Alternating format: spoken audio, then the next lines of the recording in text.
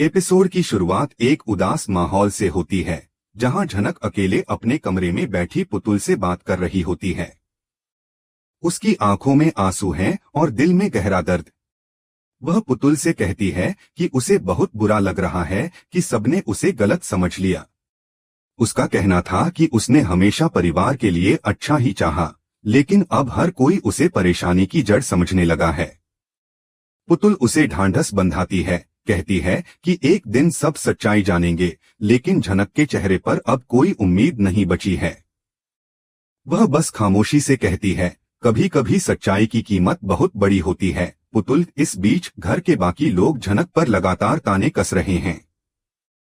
हर कोई उसे अदिति और ऋषि के रिश्ते में आई दरार के लिए जिम्मेदार ठहरा रहा है। दूसरी ओर अदिति का मन भी बेचैन है। उसके अंदर का तूफान अब शांत नहीं रह पा रहा। वह खुद से सवाल करती है कि क्यों उसकी किस्मत हमेशा अधूरी रह जाती है, क्यों हर बार जब उसे लगता है कि सब कुछ ठीक हो रहा है, तभी उसकी दुनिया बिखर जाती है। ऋषि के साथ उसका रिश्ता अब पहले जैसा नहीं रहा।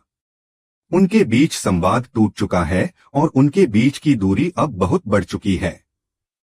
अदिति सोचती है कि अगर झनक उनकी जिंदगी में नहीं आती तो शायद उसका रिश्ता आज भी सुरक्षित रहता। गुस्से और टूटन के बीच वह फैसला करती है कि अब उसे इस रिश्ते को खत्म कर देना चाहिए। वह अपनी मायके यानी अनिरुद्ध के घर लौटने का निर्णय लेती है। जब यह बात परिवार में फैलती है तो घर का माहौल और भी तनावपूर्ण हो जाता है। ऋषि की मां का गुस्सा झनक पर फूट पड़ता है। वे झनक से कहती हैं कि जब तक वह इस घर में रहेगी तब तक कोई रिश्ता सलामत नहीं रहेगा। वे साफ शब्दों में कह देती हैं कि अगर वह वाकई में परिवार के लिए अच्छा चाहती है तो उसे यह घर छोड़ देना चाहिए। झनक उनकी बात सुनकर टूट जाती है, लेकिन कुछ देर बाद वह शांत स्वर में कहती है कि अगर उसके जाने से अदिति और ऋषि का रिश्ता बच सकता है तो वह यह घर छोड़ देगी। वह अपनी भावनाओं को दबाते हुए एक बार फिर वही करती है जो हमेशा से करती आई है, दूसरों की खुशी के लिए खुद का बलिदान। उधर अदिति अपने कमरे में अकेली बैठी है। उसके सामने उसकी और ऋषि की तस्वीर रखी है। उसकी आंखों से आंसू लगातार बह रहे हैं। वह बुदबुदाती है, मैंने सिर्फ तुम्हें प्यार किया ऋषि, लेकिन शायद मेरे प्यार की कोई कीमत नहीं थी। धीरे धीरे वह निराशा में डूबती जाती है। उसकी मानसिक स्थिति इतनी खराब हो जाती है कि वह अपने हाथों में चाकू उठा लेती है।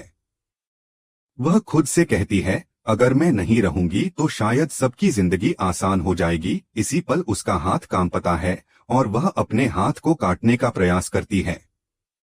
घर के लोग उसकी चीख सुनकर दौड़ पड़ते हैं।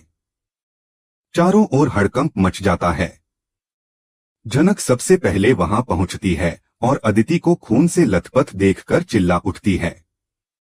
वह अदिति के पास बैठ जाती है और उसे जगाने की कोशिश करती है। अदिति, आंखें खोलो, प्लीज कुछ मत करो खुद को। लेकिन अदिति बेहोश हो चुकी होती है।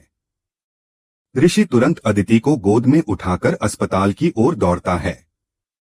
पूरी फैमिली पीछे पीछे भागती है। अस्पताल पहुंचते ही डॉक्टर बताते हैं कि अदिति की हालत नाजुक है और उसे तुरंत खून की जरूरत है। सबकी सांसें थम जाती हैं। झनक खुद को कोसने लगती है, अगर मैं इस घर में नहीं होती तो शायद ऐसा कभी नहीं होता। सब कुछ मेरी वजह से हुआ है। उसकी आंखों से लगातार आंसू बहते हैं, जबकि ऋषि उसकी बातों पर कोई जवाब नहीं देता।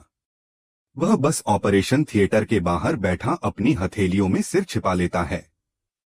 इस बीच घर में हर कोई अदिति की हालत के लिए झनक को दोषी ठहरा रहा है।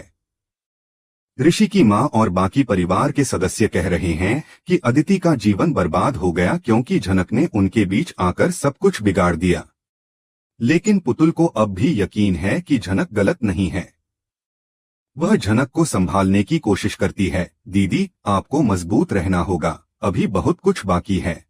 झनक धीमे स्वर में कहती है। पुतुल, जब इंसान टूट जाता है तो फिर मजबूती का कोई मतलब नहीं रह जाता। इसी दौरान अस्पताल में एक और भावनात्मक पल आता है। डॉक्टर कहते हैं कि ब्लड का मिलना बहुत जरूरी है। तभी झनक आगे बढ़कर कहती है कि उसका ब्लड ग्रुप अदिति से मैच करता है और वह ब्लड देने को तैयार है। सब लोग चौंक जाते हैं, लेकिन झनक दृढ़ रहती है। वह कहती है, अगर मेरी वजह से उसे दर्द पहुंचा है तो अब मैं अपनी जान देकर भी उसका दर्द मिटाना चाहती हूँ। यह सुनकर ऋषि की आंखें भी भर आती हैं, लेकिन वह कुछ नहीं कहता।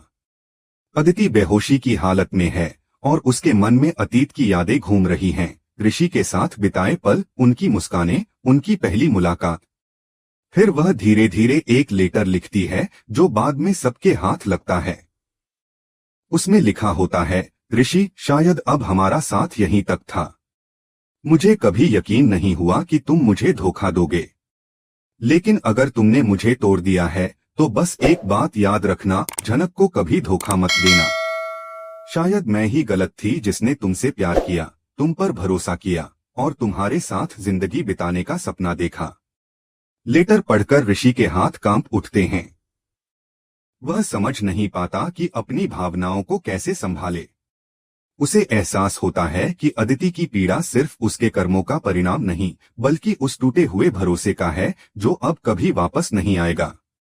एपिसोड का अंत एक दर्दनाक सन्नाटे के साथ होता है। झनक अस्पताल के बाहर बैठी आसमान की ओर देखती है और बुदबुदाती है, कभी कभी किसी का भला करने के चक्कर में हम खुद को इतना खो देते हैं कि जीने का हक भी खो बैठते हैं।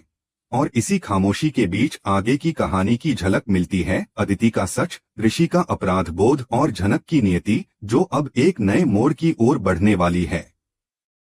अस्पताल में अदिति की हालत लगातार बिगड़ती जा रही थी। डॉक्टर ने साफ कहा था कि अगर उसे जल्द ब्लड नहीं मिला तो उसकी जान पर गंभीर खतरा मंडरा रहा है। पूरे परिवार के चेहरे पर चिंता की लकीरें थीं, क्योंकि किसी का भी ब्लड ग्रुप अदिति से मैच नहीं कर रहा था। ब्लड ग्रुप था ओ नेगेटिव, जो बहुत दुर्लभ माना जाता है। सभी रिश्तेदारों को फोन किया गया, ब्लड बैंक से संपर्क किया गया, लेकिन हर जगह से निराशा ही हाथ लगी। इसी बीच घर पर पुतुल और झनक मौजूद थीं।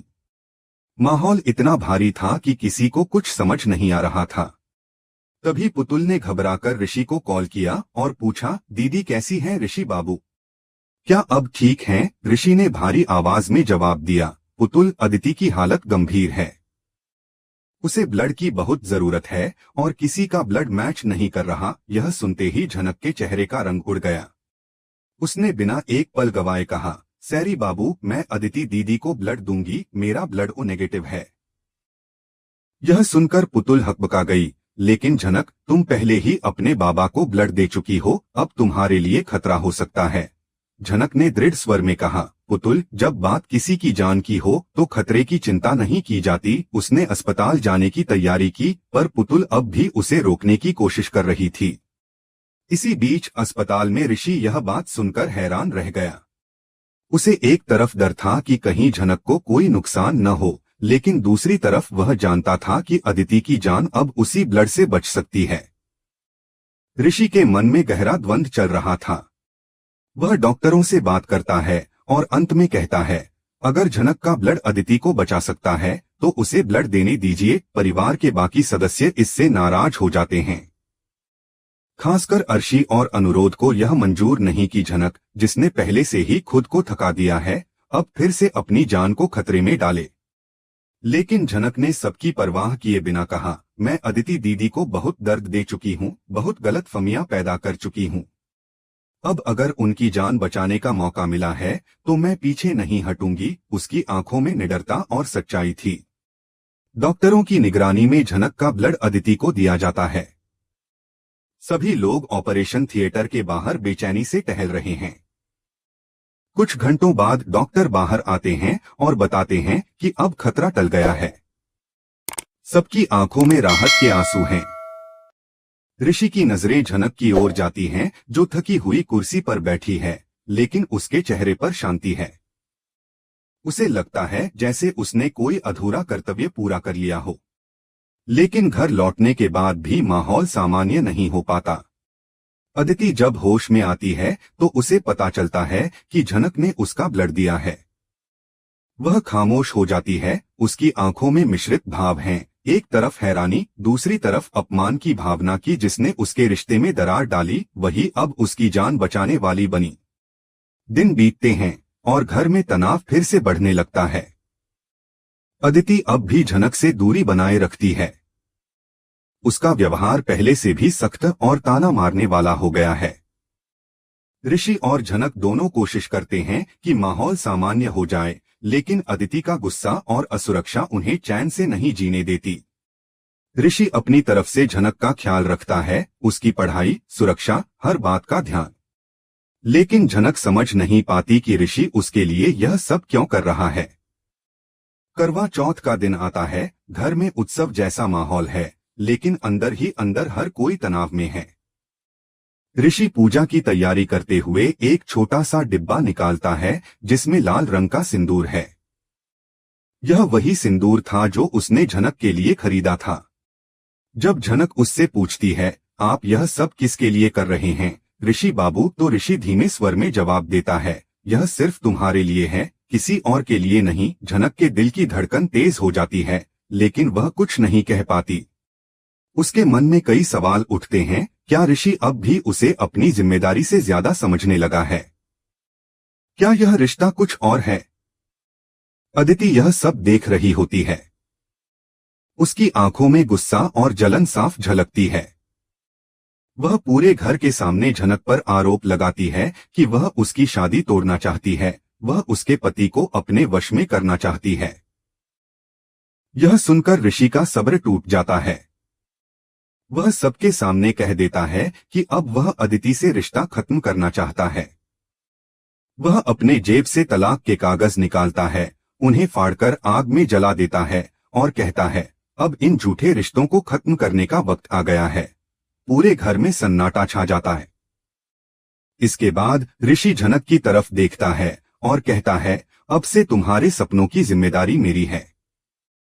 मैं तुम्हें आगे बढ़ने से कोई नहीं रोकने दूंगा। झनक यह सुनकर अवाक रह जाती है। लेकिन तभी अचानक घर में पूजा के दौरान अदिति गिर पड़ती है। उसके सिर में गहरी चोट लगती है और वह बेहोश हो जाती है।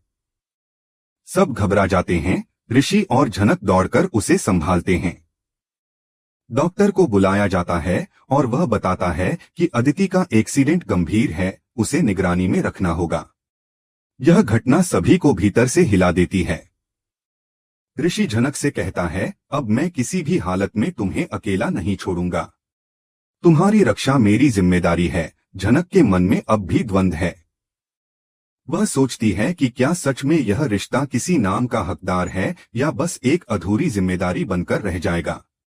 सिंदूर का वह पल, उनके बीच की भावनात्मक बातचीत और एक दूसरे के लिए चिंता, सब मिलकर उनके रिश्ते को एक नई दिशा दे रहे हैं। एपिसोड के अंत में एक गहरी खामोशी छाई रहती है। घर के हर कोने में रिश्तों की जटिलता महसूस की जा सकती है। हर किरदार अपनी भावनाओं से जूझ रहा है। अदिति अपनी जलन और खोए हुए प्यार से, ऋषि अपनी जिम्मेदारी और अपराध बोध से, और झनक अपने अस्तित्व और दिल की उलझनों से। लेकिन एक बात साफ है, अब इन तीनों की जिंदगी पहले जैसी नहीं रहेगी। इस एपिसोड ने रिश्तों की मजबूरी, त्याग और सच्चे प्रेम की गहराई को ऐसे पिरोया कि हर दर्शक के दिल में एक सवाल छोड़ गया, क्या प्यार केवल पाने का नाम है या किसी के लिए अपना सब कुछ कुर्बान कर देने का।